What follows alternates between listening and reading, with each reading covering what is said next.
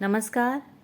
मैं महिमा आज आपको सुनाऊंगी कथा सम्राट मुंशी प्रेमचंद जी की एक बहुत ही खूबसूरत कहानी धिक्कार। ये कहानी एक ऐसी लड़की की कहानी है जो बचपन में ही विधवा हो जाती है और उसका सारा जीवन ही कष्टों में गुजरता है। ये कहानी विधवा पुनर्विवाह पर भी प्रकाश डालती है। तो आइए कहानी की शुरुआत करते हैं। अनाथ और विधवा मानी के लिए जीवन में अब रोने के सिवा दूसरा अवलंब न था। वह 5 वर्ष की थी जब पिता का देहांत हो गया। माता ने किसी तरह उसका पालन किया। 16 वर्ष की अवस्था में मोहल्ले वालों की मदद से उसका विवाह भी हो गया, पर साल के अंदर ही माता और पति दोनों विदा हो गए। इस विपत्ति में उसे अपने चचा वंशीधर के सिवाय और कोई नजर न आया जो उसे आश्रय देता।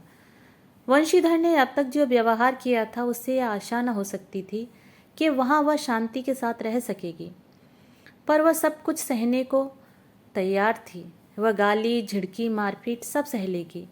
कोई उस पर संदेह तो न करेगा, उस पर मिथ्या लांछन तो न लगेगा। शोहदों और लुच्चों से तो उसकी रक्षा होगी। वंशीधर को कुल मर्यादा की कुछ चिंता हुई। मानी की याचना को अस्वीकार न कर सके।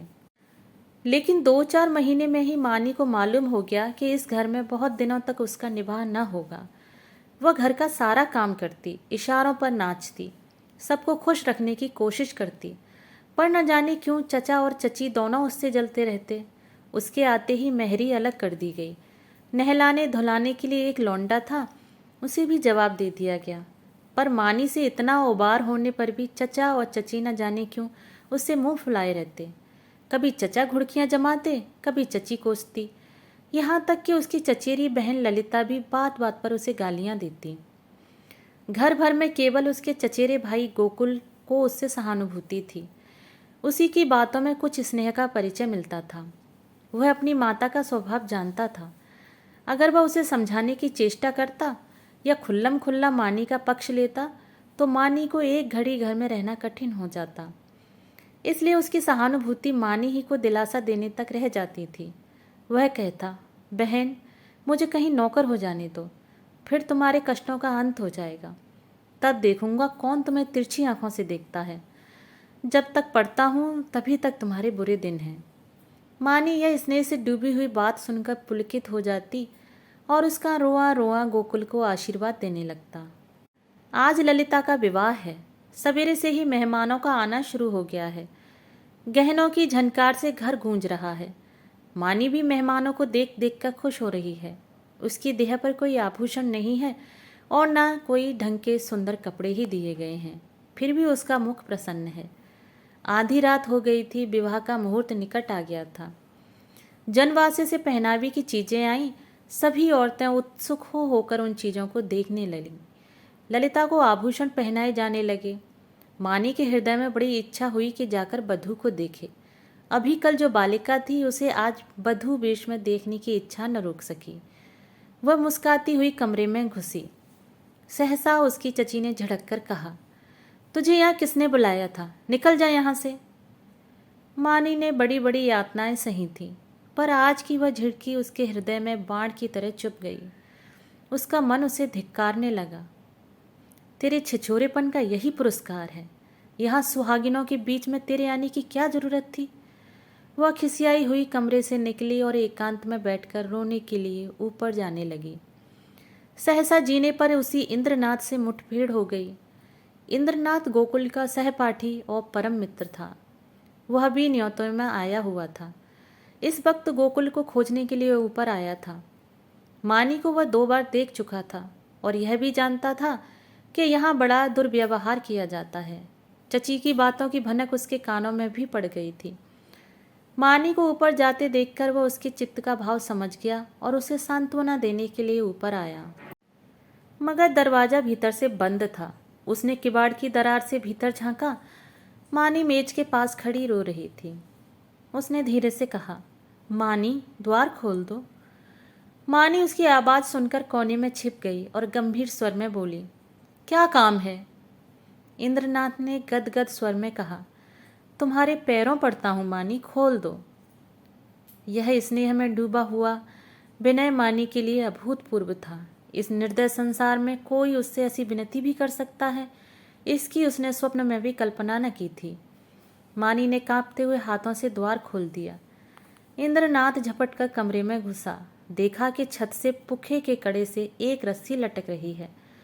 उसका हृदय कांप उठा। उसने तुरंत जेब से चाकू निकालकर रस्सी काट दी और बोला, क्या करने जा रही थी मानी?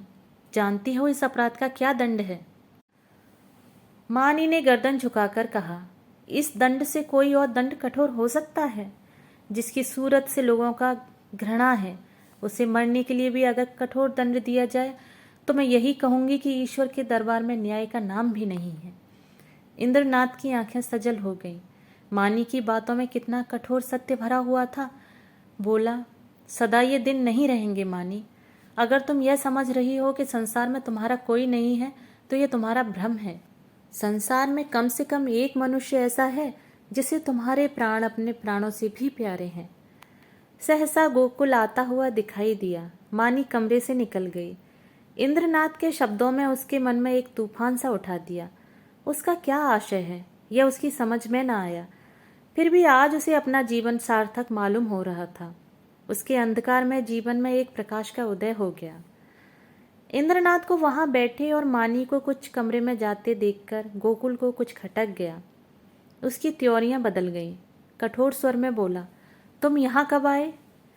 इंद्रनाथ ने अविचलित भाव से कहा, तुम्ही को खोजता हुआ यहाँ आया था। तुम यहाँ न मिले तो नीचे लौटा जा रहा था। अगर चला गया होता तो इस वक्त तुम्हें यह कमरा बंद मिलता और पंखे के कड़े में एक लाश लटकती हुई नजर आती। गोकुल ने समझा यह अपने अपराध को छिपाने के लिए कोई बहाना निकाल रहा है। तीव्र कंठ से बोला, तुम यह विश्वासघात करोगे, मुझे ऐसी आशा न थी। इंद्रनाथ का चेहरा लाल हो गया। वह आवेश में खड़ा हो गया और बोला, न मुझे यह आशा थी कि तुम मुझ पर इतना बड़ा लांछन रख दोगे। मुझे न मालूम था कि तुम मुझे इतना नीच और कुटिल समझते हो। मानी तुम्हारे लिए तिरस्कार की वस्तु हो सकती है, मेरे लिए वह श्रद्धा की वस्तु है और रहेगी। मुझे तुम्हारे सामने अपनी सफाई देने की जरूरत नहीं है, लेकिन मानी मेरे लिए उससे कहीं पवित्र है जितनी तुम समझते हो। मैं नहीं चाहता था कि इस वक्त तुमसे ये बातें कहूं। इसके लिए और अनुकूल परिस्थितियों की राह देख रहा था, लेकिन मामला आ पड़ने पर कहना ही पड़ रहा है। मैं यह तो जानता था कि मानी तुम्हारे घर में कोई आदर नहीं, लेकिन तुम लोग उसे इतना नीच और त्याज्य समझते हो, यह आज तुम्हारी माताजी की बातें सुनकर मालूम हुआ। केवल इतनी सी बात के लिए वह चढ़ावे के गहने देखने चली गई थी। तुम्हारी माता ने उसे इस बुरी तरह झड़का जैसे कोई कुत्ते को भी ना झड़केगा। तुम कहोगे इससे मैं क्या करूं? मैं कर ही क्या सकता हूं? जिस घर में एक अनाथ स्त्री पर इतना अत्याचार हो, उस घर का पानी पीना भी हराम है। अगर तुमने अपनी माता को पहले दिन समझा दिया होता तो आज यह नौबत ना आती। तुम इस इल्जाम से नहीं बच सकते। तुम्हारे घर में आज उत्सव है। मैं तुम्हारे माता पिता से कुछ बातचीत नहीं कर सकता, लेकिन तुमसे कहने में संकोच नहीं है कि मानी को मैं अपनी जीवन सहचरी बनाकर अपने को धन्य समझूंगा। मैंने समझा था अपना कोई ठिकाना करके तब यह प्रस्ताव करूंगा, पर मुझे भय है कि और विलंब करने में शायद मानी से हाथ धोना पड़े। इसलिए तुम्हें और तुम्हारे घर वालों को चिंता से मुक्ति देने के लिए आज यह प्रस्ताव किए देता हूँ। गोकुल के हृदय में इंद्रनाथ के प्रति ऐसी श्रद्धा कभी नहीं हुई थी। उस पर ऐसा संदेह करके वह बहुत ही लज्जित हुआ। उसने यह अनुभव भी किया कि माता के भय से मैं मानी के विषय में तटस्थ रहकर कायरता का दोषी हुआ हूँ। यह केवल कायरता थी और कुछ नहीं। कुछ झेंपता हुआ बोला, अगर अम्मा ने मानी को इस बात पर झिड़का तो वह उनकी मूर्खता है। मैं उनसे अवसर मिलते ही पूछूंगा। इंद्रनाथ, अब पूछने पाछने का समय निकल गया। मैं चाहता हूं कि तुम मानी से इस विषय में सलाह करके मुझे बतला दो। मैं नहीं चाहता कि अब वह यहाँ क्षण भर भी रहे। मुझे आज मालूम हुआ कि वह गर्विणी प्रकृति की स्त्री है, और सच पूछो तो मैं उसके स्वभाव पर मुग्ध हो गया हूँ। ऐसी स्त्री अत्याचार नहीं सह सकती। गोकुल ने डरते डरते कहा, लेकिन तुम्हें मालूम है वह विधवा है। जब हम किसी के हाथों अपना असाधारण हित होते देखते हैं तो हम अपनी सारी बुराइयां उसके सामने खोल कर रख देते हैं। हम उसे दिखाना चाहते हैं कि हम आपकी इस कृपा के सर्वथा योग्य नहीं हैं। इंद्रनाथ ने मुस्कुराकर कहा, जानता हूँ, सुन चुका हूँ, और इसलिए तुम्हारे बाबूजी से सब कुछ कहने का मुझे अब तक साहस नहीं हुआ। लेकिन न जानता तो भी इसका मेरे निश्चय पर कोई असर न पड़ता। मानी विधवा ही नहीं, अछूत हो, उससे भी गई बीती अगर कुछ हो सकती है वह भी हो, फिर भी मेरे लिए वह रमणी रत्न है। हम छोटे छोटे कामों के लिए तजुर्बेकार आदमी खोजते हैं जिसके साथ हमें जीवन यात्रा करनी है। उसमें तजुर्बे का होना ऐब समझते हैं। मैं न्याय का गला घोंटने वालों में नहीं हूँ। विपत्ति से बढ़कर तजुर्बा सिखाने वाला कोई विद्यालय आज तक नहीं खुला। जिसने इस विद्यालय में डिग्री ले ली उसके हाथों में हम निश्चिंत होकर जीवन की बागडोर दे सकते हैं। किसी रमणी का विधवा होना मेरी आंखों में दोष नहीं, गुण है। गोकुल ने पूछा, लेकिन तुम्हारे घर के लोग? इंद्रनाथ ने प्रसन्न होकर कहा, मैं अपने घर वालों को इतना मूर्ख नहीं समझता कि इस विषय में आपत्ति करें। लेकिन वे आपत्ति करें भी तो मैं अपनी किस्मत अपने हाथों में ही रखना पसंद करता हूँ। मेरे बड़ों को मुझ पर अनेकों अधिकार हैं। बहुत सी बातों में उनकी इच्छा को कानून समझता हूँ, लेकिन जिस बात को अपनी आत्मा के विकास के लिए शुभ समझता हूँ उसमें मैं किसी से दबना नहीं चाहता। मैं इस गर्व का आनंद उठाना चाहता हूँ कि मैं स्वयं अपने जीवन का निर्माता हूँ। गोकुल ने कुछ शंकित होकर कहा, अगर मानी न मंजूर करे तो? इंद्रनाथ को यह शंका बिल्कुल निर्मूल जान पड़ी। बोले, तुम इस समय बच्चों की सी बात कर रहे हो गोकुल। यह मानी हुई बात है कि मानी आसानी से मंजूर नहीं करेगी। वह इस घर में ठोकरें खाएगी, झिड़कियां सहेगी, गालियां सुनेगी, पर इसी घर में रहेगी। युगों के संस्कारों को मिटा देना आसान नहीं है, लेकिन हमें उसको राजी करना पड़ेगा। उसके मन से संचित संस्कारों को निकालना पड़ेगा। मैं विधवाओं के पुनर्विवाह के पक्ष में नहीं हूँ। मेरा ख्याल है कि पतिव्रत का अलौकिक आदर्श संसार का अमूल्य रत्न है और हमें बहुत सोच समझकर उस पर आघात करना चाहिए। लेकिन मानी के विषय में यह बात नहीं उठती। प्रेम और भक्ति नाम से नहीं, व्यक्ति से होती है। जिस पुरुष की उसने सूरत भी नहीं देखी उससे उसे प्रेम नहीं हो सकता। केवल रस्म की बात है। इस आडंबर की, इस दिखावे की हमें परवाह नहीं करनी चाहिए। देखो, शायद कोई तुम्हें बुला रहा है, मैं भी जा रहा हूँ। 2-3 दिन में फिर मिलूंगा, मगर ऐसा ना हो कि तुम संकोच में पड़कर सोचते विचारते रह जाओ और दिन निकलते जाएं। गोकुल ने उसके गले में हाथ डालकर कहा, मैं परसों खुद ही आऊँगा। बारात विदा हो गई थी। मेहमान भी रुखसत हो गए थे। रात के 9 बज गए थे। विवाह के बाद की नींद मशहूर है। घर के सभी लोग सरेआम सो रहे थे। कोई चारपाई पर, कोई तख्त पर, कोई जमीन पर, जिसे जहाँ जगह मिल गई वहीं सो रहा था। केवल मानी घर की देखभाल कर रही थी। ऊपर गोकुल अपने कमरे में बैठा हुआ समाचार पढ़ रहा था। सहसा गोकुल ने पुकारा, मानी, एक गिलास ठंडा पानी तो लाना, प्यास लगी है। मानी पानी लेकर ऊपर गई और मेज पर रखकर लौटना ही चाहती थी कि गोकुल ने कहा, जरा ठहरो मानी, तुमसे कुछ कहना है। मानी ने कहा, अभी फुर्सत नहीं है भाई, सारा घर सो रहा है। कहीं कोई घुस आया तो लोटा थाली भी न बचे। गोकुल ने कहा, घुस आने दो। मैं तुम्हारी जगह होता तो चोरों से मिलकर चोरी करवा देता। मुझे इसी वक्त इंद्रनाथ से मिलना है। मैंने उसे आज मिलने का वचन दिया है। देखो, संकोच मत करना। जो बात पूछ रहा हूँ उसका जल्द उत्तर देना। देर होगी तो वह घबराएगा। इंद्रनाथ को तुमसे प्रेम है, यह तुम भी जानती हो। मानी ने मुंह फेर कर कहा, यही बात कहने के लिए मुझे बुलाया था? मैं कुछ नहीं जानती। गोकुल, खैर, यह वह जाने और तुम जानो, वह तुमसे विवाह करना चाहता है। वैदिक रीति से विवाह होगा, तुम्हें स्वीकार है? मानी की गर्दन शर्म से झुक गई। वह कुछ जवाब न दे सकी।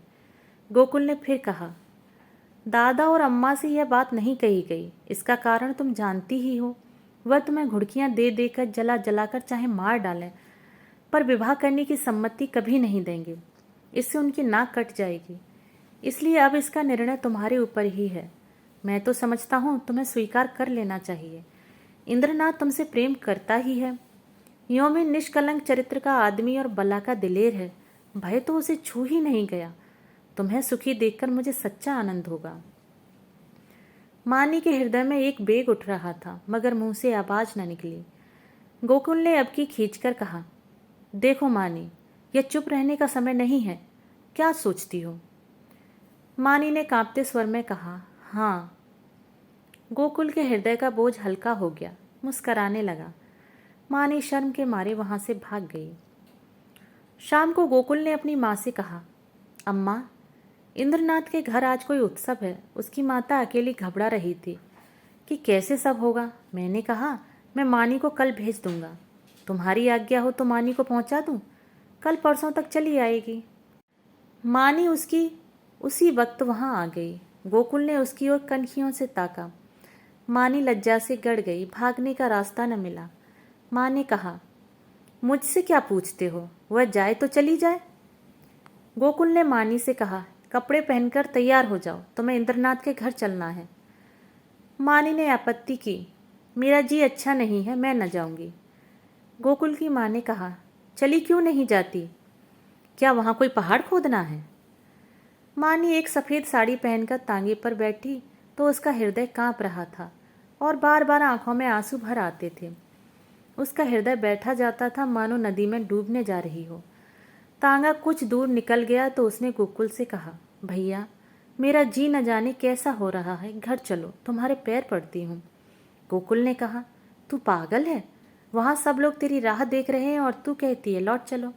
मानी, मेरा मन कहता है कोई अनिष्ट होने वाला है। गोकुल, और मेरा मन कहता है कि तू रानी बनने जा रही है। मानी, 10-5 दिन ठहर क्यों नहीं जाते? कह देना मानी बीमार है। गोकुल, पागलों की सी बातें न करो। मानी, लोग कितना हंसेंगे। गोकुल, मैं शुभ कार्य में किसी की हंसी की परवाह नहीं करता। मानी, अम्मा तुम्हें घर में न घुसने देंगी, मेरे कारण तुम्हें भी झिड़कियां मिलेंगी। गोकुल, इसकी कोई परवाह नहीं है, उनकी तो यह आदत ही है। तांगा पहुंच गया। इंद्रनाथ की माता विचारशील महिला थी। उन्होंने आकर बधू को उतारा और भीतर ले गईं। गोकुल वहां से घर चला तो 11 बज रहे थे। एक ओर तो शुभ कार्य के पूरा करने का आनंद था, दूसरी ओर भय था कि कल मानी न जाएगी तो लोगों को क्या जवाब दूंगा। उसने निश्चय किया, चलकर साफ साफ कह दूं, छिपाना व्यर्थ है। आज नहीं तो कल, कल नहीं तो परसों सब कुछ कहना ही पड़ेगा। आज ही क्यों न कह दूं। यह निश्चय करके वह घर में दाखिल हुआ। माता ने किवाड़ खोलते हुए कहा, इतनी रात तक क्या करने लगे? उसे भी क्यों न लेते आए? कल सवेरे चौका बर्तन कौन करेगा? गोकुल ने सिर झुकाकर कहा, वह तो अब शायद लौट कर ना आए अम्मा, उसके वहीं रहने का प्रबंध हो गया है। माता ने आंखें फाड़कर कहा, क्या बकता है, भला वह वहां कैसे रहेगी? गोकुल, इंद्रनाथ से उसका विवाह हो गया है। माता मानो आकाश से गिर पड़ी। उन्हें कुछ सुध न रही कि मेरे मुंह से क्या निकल रहा है। कुलंगार, भड़वा, हरामजादा, न जाने क्या क्या कहा। यहाँ तक कि गोकुल का धैर्य चरम सीमा का उल्लंघन कर गया। उसका मुंह लाल हो गया, त्योरियां चढ़ गई। बोला, अम्मा बस करो, अब मुझ में इससे ज्यादा सुनने की सामर्थ्य नहीं है। अगर मैंने कोई अनुचित कर्म किया होता तो आपकी जूतियां खाकर भी सिर न उठाता, मगर मैंने कोई अनुचित कर्म नहीं किया। मैंने वही किया जो ऐसी दशा में मेरा कर्तव्य था और जो हर एक भले आदमी को करना चाहिए। तुम मूर्खा हो, तुम्हें नहीं मालूम कि समय की क्या प्रगति है। इसलिए अब तक मैंने धैर्य के साथ तुम्हारी गालियां सुनी। तुमने और मुझे दुख के साथ कहना पड़ता है कि पिताजी ने भी मानी के जीवन को नारकीय बना दिया था। तुमने उसे ऐसी ऐसी ताड़नाएं दी जो कोई अपने शत्रु को भी न देगा। इसलिए ना कि वह तुम्हारी आश्रित थी, इसलिए ना कि वह अनाथिनी थी। अब वह तुम्हारी गालियां खाने नहीं आएगी। जिस दिन तुम्हारे घर विवाह का उत्सव हो रहा था, तुम्हारे ही एक कठोर वाक्य से आहत होकर वह आत्महत्या करने जा रही थी। इंद्रनाथ उस समय ऊपर न पहुंच जाते तो आज हम तुम सब लोग हवालात में बैठे होते। माता ने आंखें मटकाकर कहा, आहा, कितने सपूत बेटे हो तुम कि सारे घर को संकट से बचा लिया। क्यों न हो, अभी बहन की बारी है। कुछ दिन में मुझे ले जाकर किसी के गले बांध आना, फिर तुम्हारी चांदी हो जाएगी। यह रोजगार सबसे अच्छा है। पढ़ लिख कर क्या करोगे? गोकुल मर्म वेदना से तिलमिला उठा। व्यथित कंठ से बोला, ईश्वर न करे कि कोई बालक तुम जैसी माता के गर्भ से जन्म ले। तुम्हारा मुंह देखना भी पाप है। यह कहता हुआ वह घर से निकल पड़ा और उन्मत्तों की तरफ एक तरफ चल पड़ा। जोर के झोंके चल रहे थे, पर उसे ऐसा मालूम हो रहा था कि सांस लेने के लिए हवा नहीं है। एक सप्ताह बीत गया, पर गोकुल का कहीं पता नहीं। इंद्रनाथ को बम्बई में एक जगह नौकरी मिल गई थी। वह वहाँ चला गया। वहाँ रहने का प्रबंध करके वह अपनी माता को तार देगा और तब सास और बहू वहाँ चली जाएंगी। वंशीधर को पहले संदेह हुआ कि गोकुल इंद्रनाथ के घर छिपा होगा, पर जब वहाँ पता न चला तो उन्होंने सारे शहर में खोज पूछ शुरू की। जितने भी मिलने वाले मित्र स्नेही संबंधी थे सभी के घर गए, पर सब जगह से साफ जवाब पाया। दिन भर दौड़ धूप कर शाम को घर आते तो स्त्री को आड़े हाथों लेते और कोसों लड़के को पानी पी पी कर कोसो, न जाने तुम्हें कभी बुद्धि आएगी भी या नहीं। गई थी चुड़ैल जाने देती, एक बोझ सिर से टला, एक मेहर ही रख लो, काम चल जाएगा। जब वह न थी तो घर क्या भूखों मरता था। विधवाओं के पुनर्विवाह चारों ओर तो हो रहे हैं, यह कोई अनहोनी बात नहीं है। हमारे बस की बात होती तो विधवा विवाह के पक्षपातियों को देश से निकाल देते, शाप देकर जला देते, लेकिन यह हमारे बस की बात नहीं। फिर तुमसे इतना भी ना हो सका कि मुझसे तो पूछ लेती, मैं जो उचित समझता करता। क्या तुमने समझा था मैं दफ्तर से लौटकर आऊँगा ही नहीं, वहीं मेरी अंत्येष्टि हो जाएगी। बस लड़के पर टूट पड़ी, अब रो खूब दिल खोलकर। संध्या हो गई थी। वंशीधर स्त्री को फटकारें सुनाकर द्वार पर उद्योग की दशा में टहल रहे थे। रह रहकर मानी पर क्रोध आता था। इसी राक्षसी के कारण मेरे घर का सर्वनाश हुआ। न जाने किस बुरी सायत में आकर घर को मिटाकर छोड़ा। वह न आई होती तो आज क्यों यह बुरे दिन देखने पड़ते। कितना होनहार, कितना प्रतिभाशाली लड़का था, न जाने कहाँ गया। एकाएक एक बुढ़िया उनके समीप आई और बोली, बाबू साहब, यह खत लाई हूँ, ले लीजिए। वंशीधर ने लपक कर बुढ़िया के हाथ से पत्र ले लिया। उनकी छाती आशा से धक धक करने लगी। गोकुल ने शायद यह पत्र लिखा होगा। अंधेरे में कुछ न सूझा। पूछा, कहाँ से आई है? बुढ़िया ने कहा, वह जो बाबू हुसैनगंज में रहते हैं, जो बम्बई में नौकर हैं, उन्हीं की बहू ने भेजा है। वंशीधर ने कमरे में जाकर लैंप जलाया और पत्र पढ़ने लगे। मानी का खत था। लिखा था, पूज्य चाचा जी, अभागिनी मानी का प्रणाम स्वीकार कीजिए। मुझे यह सुनकर अत्यंत दुख हुआ कि गोकुल भैया कहीं चले गए और अब तक उनका पता नहीं है। मैं ही इसका कारण हूँ। यह कलंक मेरे ही मुख पर लगना था, वह भी लग गया। मेरे कारण आपको इतना शोक हुआ, इसका मुझे बहुत दुख है, मगर भैया आवेंगे अवश्य, इसका मुझे विश्वास है। मैं इसी 9 बजे वाली गाड़ी से बम्बई जा रही हूँ। मुझसे को अपराध हुआ हो उसे क्षमा कीजिएगा और चाची से मेरा प्रणाम कहिएगा। मेरी ईश्वर से यही प्रार्थना है कि शीघ्र ही गोकुल भैया सकुशल घर लौट आएं। ईश्वर की इच्छा हुई तो भैया के विवाह में आपके चरणों के दर्शन करूंगी। वंशीधर ने पत्र को फाड़कर पुर्जे पुर्जे कर डाले। घड़ी में देखा तो 8 बज रहे थे। तुरंत कपड़े पहने सड़क पर आकर इक्का किया और स्टेशन चले। बम्बई मेल प्लेटफॉर्म पर खड़ी थी। मुसाफिरों में भगदड़ मची हुई थी। खोमचे बालों की चीख पुकार से कान में पड़ी आवाज न सुनाई देती थी। गाड़ी छूटने में थोड़ी ही देर थी। मानी और उसकी सास एक जनाने कमरे में बैठी हुई थी। मानी सजल नेत्रों से सामने ताक रही थी। अतीत चाहे दुखद ही क्यों न हो, उसकी स्मृतियां मधुर होती हैं। मानी आज बुरे दिनों का स्मरण करके दुखी हो रही थी। गोकुल से अब न जाने कब भेंट होगी। चाचा जी आ जाते तो उनके दर्शन कर लेती। कभी कभी बिगड़ते थे तो क्या, उसके भले के लिए ही तो डांटते थे। वह आवेंगी नहीं। अब तो गाड़ी छूटने में थोड़ी ही देर है, कैसे आवें? समाज में हलचल न मच जाएगी। भगवान की इच्छा होगी तो अब की जब यहाँ आऊँगी तो जरूर उनके दर्शन करूँगी। एकाएक उसने लाला वंशीधर को आते देखा। वह गाड़ी से निकलकर बाहर खड़ी हो गई और चाचा जी की ओर बढ़ी। चरणों पर गिरना चाहती थी कि वह पीछे हट गए और आंखें निकालकर बोले, मुझे मत छू, दूर रह। अभागिनी कहीं की, मुंह में कालिख लगाकर मुझे पत्र लिखती है। तुझे मौत भी नहीं आती। तूने मेरे कुल का सर्वनाश कर दिया। आज तक गोकुल का पता नहीं है। तेरे कारण वह घर से निकला और तू अभी तक मेरी छाती पर मूंग तलने बैठी है। तेरे लिए क्या गंगा में पानी नहीं है? मैं तुझे ऐसी कुलटा, ऐसी हरजाई समझता तो पहले दिन ही तेरा गला घोंट देता। अब मुझे अपनी भक्ति दिखलाने चली है। तेरे जैसी पापिष्ठाओं का मरना ही अच्छा है, पृथ्वी का बोझ कम हो जाएगा। प्लेटफॉर्म पर सैकड़ों आदमियों की भीड़ लग गई थी और वंशीधर निर्लज्ज भाव से गालियों की बौछार कर रहे थे। किसी की समझ में न आता था कि क्या माजरा है, पर मन से सब लाला को धिक्कार रहे थे। मानी पाषाण मूर्ति के समान खड़ी थी, मानो वहीं जम गई हो। उसका सारा अभिमान चूर चूर हो गया। ऐसा जी चाहता था धरती फट जाए और मैं समा जाऊं, कोई वज्र गिरकर उसके जीवन अधम जीवन का अंत कर दे। इतने आदमियों के सामने उसका पानी उतर गया। उसकी आंखों में पानी की एक बूंद भी न निकली, हृदय में आंसू न थे। उसकी जगह एक दावानल सा दहक रहा था, जो मानो वेग से मस्तिष्क की ओर बढ़ता चला जाता था। संसार में कौन जीवन इतना अधम होगा? गाड़ी चली तो माता ने कहा, ऐसा बेशर्म आदमी नहीं देखा।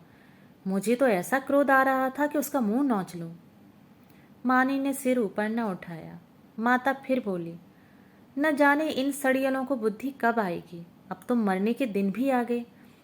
पूछो, तेरा लड़का भाग गया तो हम क्या करें? अगर ऐसे पापी न होते तो यह वज्र ही क्यों गिरता? मानी ने फिर भी मुंह न खोला। शायद उसे कुछ सुनाई ही नहीं दिया। शायद उसे अपने अस्तित्व का ज्ञान भी न था। वह टकटकी लगाए खिड़की की ओर ताक रही थी।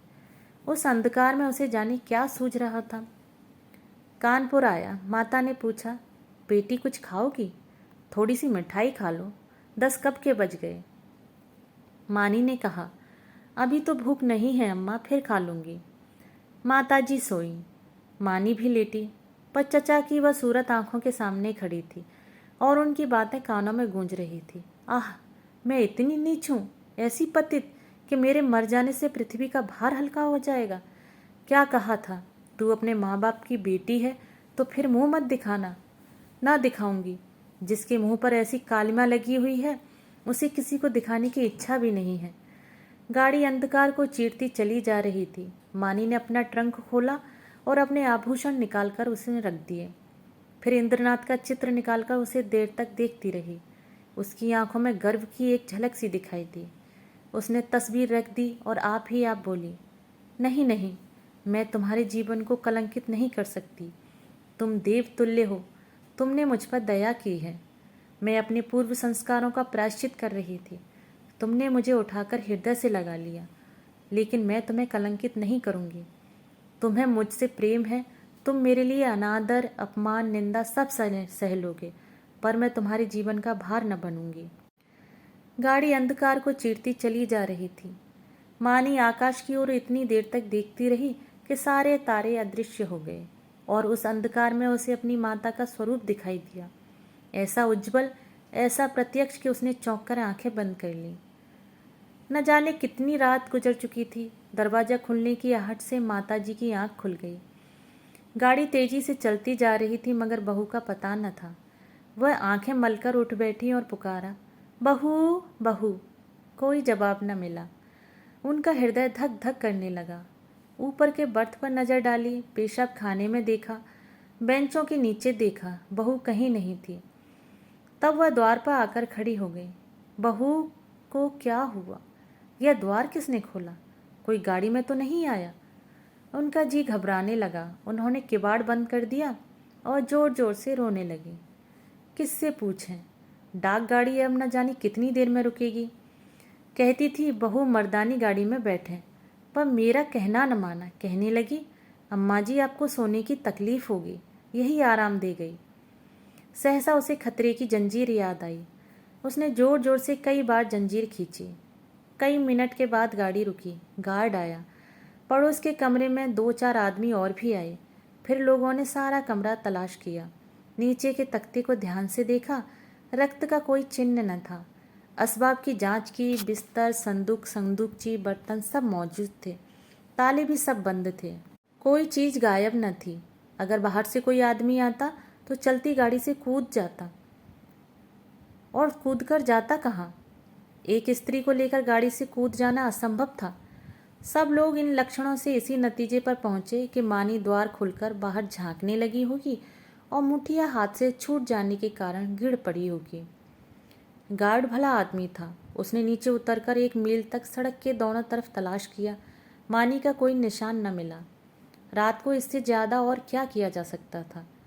माताजी को कुछ लोग आग्रहपूर्वक एक मर्दानी डिब्बे में ले गए।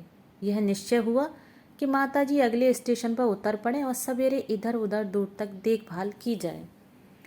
विपत्ति में हम परम मुखापेक्षी हो जाते हैं। माताजी कभी इसका मुंह देखती, कभी उसका। उनकी याचना से भरी हुई आंखें मानो सबसे कह रही थीं, कोई मेरी बच्ची को खोज क्यों नहीं लाता। हाय, अभी तो बेचारी की चुंदरी भी नहीं मैली हुई। कैसे कैसे साधों और अरमानों से भरी पति के पास जा रही थी। कोई उस दुष्ट बंसीधर से जाकर कहता क्यों नहीं, ले तेरी मनोभिलाषा पूरी हो गई, जो तू चाहता था वह पूरा हो गया, क्या अब भी तेरी छाती नहीं जुड़ाती। वृद्धा बैठी रो रही थी और गाड़ी अंधकार को चीरती चली जाती थी। रविवार का दिन था। संध्या समय इंद्रनाथ 2-3 मित्रों के साथ अपने घर की छत पर बैठा हुआ था। आपस में हास परिहास हो रहा था। मानी का आगमन इस परिहास का विषय था। एक मित्र बोले, क्यों इंद्र, तुमने तो वैवाहिक जीवन का कुछ अनुभव किया है, हमें क्या सलाह देते हो। बनाए कहीं घोंसला या यों ही डालियों पर बैठे बैठे दिन काटें। पत्र पत्रिकाओं को देखकर तो यही मालूम होता है कि वैवाहिक जीवन और नरक में कुछ थोड़ा सा ही अंतर है। इंद्रनाथ ने मुस्कुराकर कहा, यह तो तकदीर का खेल है भाई।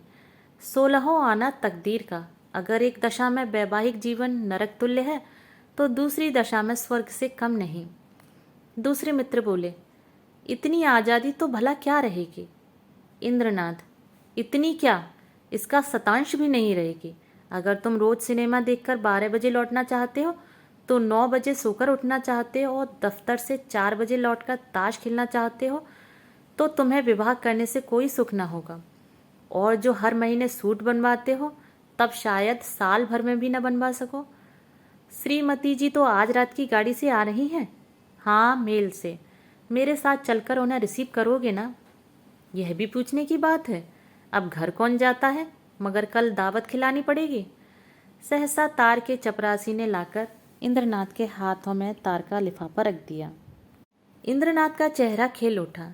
झट तार खोलकर पढ़ने लगा। एक बार पढ़ते ही उसका हृदय थक हो गया, सांस रुक गई, सिर घूमने लगा, आंखों की रोशनी लुप्त हो गई, जैसे विश्व पर काला पर्दा पड़ गया हो। उसने तार को मित्रों के सामने फेंक दिया और दोनों हाथों से मुंह ढांपकर फूट फूट कर रोने लगा। दोनों मित्रों ने घबराकर तार उठा लिया और उसे पढ़ते ही हतबुद्धि से हो दीवार की ओर ताकने लगे। क्या सोच रहे थे और क्या हो गया। तार में लिखा था, मानी गाड़ी से कूद पड़ी, उसकी लाश लालपुर से 3 मील पर पाई गई। मैं लालपुर में हूँ, तुरंत आओ। एक मित्र ने कहा, किसी शत्रु ने झूठी खबर न भेज दी हो। दूसरे मित्र बोले, हाँ, कभी कभी लोग ऐसी शरारतें करते हैं। इंद्रनाथ ने शून्य नेत्रों से उनकी ओर देखा पर मुंह से कुछ न बोले। कई मिनट तीनों आदमी निर्वाक निस्पंद बैठे रहे। एकाएक इंद्रनाथ खड़े हो गए और बोले, मैं इस गाड़ी से जाऊंगा। बम्बई से 9 बजे रात को गाड़ी छूटती थी। दोनों मित्रों ने चटपट बिस्तर आदि बांधकर तैयार कर दिया। एक ने बिस्तर उठाया, दूसरे ने ट्रंक। इंद्रनाथ ने चटपट कपड़े पहने और स्टेशन चले। निराशा आगे थी, आशा रोती हुई पीछे।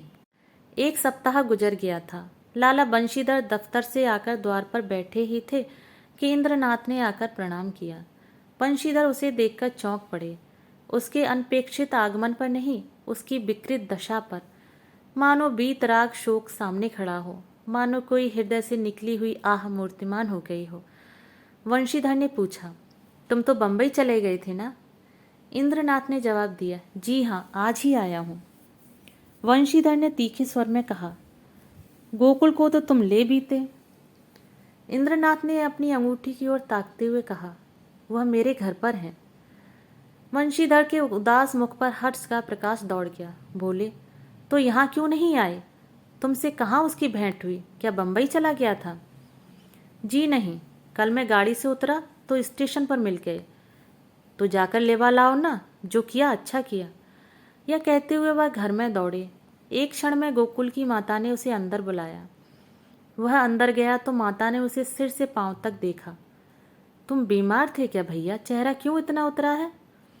गोकुल की माता ने पानी का लोटा रखकर कहा, हाथ मुंह धो लो बेटा। गोकुल है तो अच्छी तरह, कहाँ रहा इतने दिन? तब से सैकड़ों मन्नतें मान डाली, आया क्यों नहीं? इंद्रनाथ ने हाथ मुंह धोते हुए कहा, मैंने तो कहा था चलो, लेकिन डर के मारे नहीं आते। और था कहाँ इतने दिन? कहते थे देहातों में घूमता रहा। तो क्या तुम अकेले बंबई से आए हो? जी नहीं, अम्मा भी आई हैं। गोकुल की माता ने कुछ सकुचाकर पूछा, मानी तो अच्छी तरह है? इंद्रनाथ ने हंसकर कहा, जी हाँ, अब वह बड़े सुख से है, संसार के बंधनों से छूट गई। माता ने अविश्वास करके कहा, चल नटखट कहीं का, बेचारी को कोस रहा है, मगर इतनी जल्दी बंबई से लौट क्यों आए? इंद्रनाथ ने मुस्कराते हुए कहा, क्या करता, माताजी का तार बंबई में मिला कि मानी ने गाड़ी से कूदकर प्राण दे दिए। वह लालपुर में पड़ी हुई थी, दौड़ा हुआ आया, वहीं दाह क्रिया की, आज घर चला आया। अब मेरा अपराध क्षमा कीजिए। वह और कुछ न कह सका, आंसुओं के वेग ने गला बंद कर दिया। जेब से एक पत्र निकालकर माता के सामने रखता हुआ बोला, उसके संदूक में यही पत्र मिला है। गोकुल की माता कई मिनट तक मर्माहत सी बैठी जमीन की ओर ताकती रही। शोक और उससे अधिक पश्चाताप ने सिर को दबा रखा था। फिर पत्र उठाकर पढ़ने लगे। स्वामी, जब यह पत्र आपके हाथों में पहुंचेगा तब तक मैं इस संसार से विदा हो जाऊंगी। मैं बड़ी अभागिन हूँ, मेरे लिए संसार में स्थान नहीं है। आपको भी मेरे कारण कलेश और निंदा ही मिलेगी। मैंने सोचकर देखा और यही निश्चय किया कि मेरे लिए मरना ही अच्छा है। मुझ पर आपने जो दया की थी उसके लिए आपको क्या प्रतिदान करूं? जीवन में मैंने कभी किसी वस्तु की इच्छा नहीं की, परंतु मुझे दुख है कि आपके चरणों पर सिर रखकर न मर सकी। मेरी अंतिम याचना है कि मेरे लिए आप शोक न कीजिएगा। ईश्वर आपको सदा सुखी रखे। माताजी ने पत्र रख दिया और आंखों से आंसू बहने लगे। बरामदे में बंशीधर निस्पंद खड़े थे और जैसे मानी लज्जानत उनके सामने खड़ी थी। दोस्तों, यदि आपको कहानी पसंद आई हो तो मेरे चैनल को सब्सक्राइब और मेरी वीडियो को लाइक और शेयर करना ना भूलें। कहानी सुनने के लिए धन्यवाद।